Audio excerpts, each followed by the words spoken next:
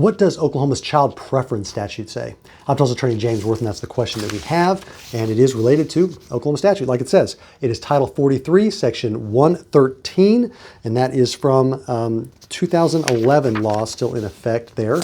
And it notes that in any action or proceeding in which a court must determine custody or limits to or periods of visitation, the child may express a preference as to which of the parents the child wishes to have custody or limits to or periods of visitation.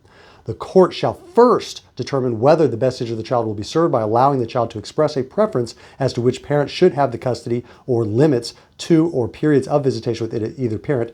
If the court so finds, then the child may express such a preference or give other testimony.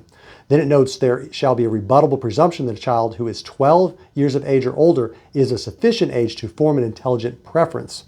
If the child is of a sufficient age to form an intelligent preference, the court shall consider the expression of preference or other testimony of the child in determining custody or limits to or periods of visitation. Interviewing the child does not diminish the discretion of the court in determining the best interest of the child. The court shall not be bound by the child's choice or wishes and shall take all factors into consideration in awarding custody or limits of or visitation, periods of visitation. So the statute notes that if the child is old enough, intelligent enough to make an intelligent preference, the child is essentially entitled to testify as to that preference. Sometimes that could be done in open court. Sometimes it could be done in chambers without the parties there. However, you are entitled to have a court reporter there, but you cannot get that transcript unless you appeal the case, in which case you can get the transcript to find out what the child actually said.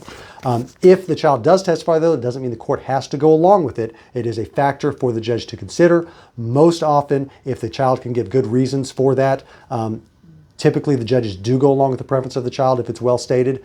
It doesn't appear to be any alienation going on or any manipulation of the child, then there's good reason to do that. But it's important to note that the judge is not required to go along with it. So the judge, it triggers the requirement that the court hear and consider the preference and testimony of the child, not they have to go along with it. If you're dealing with a family law matter in Oklahoma, and you have a question related to that, you're probably going to want to talk to an attorney privately and confidentially to get legal advice beyond what we can give in a simple video. If you'd like to get that scheduled with an attorney at my office, you can go online to makelawEasy.com.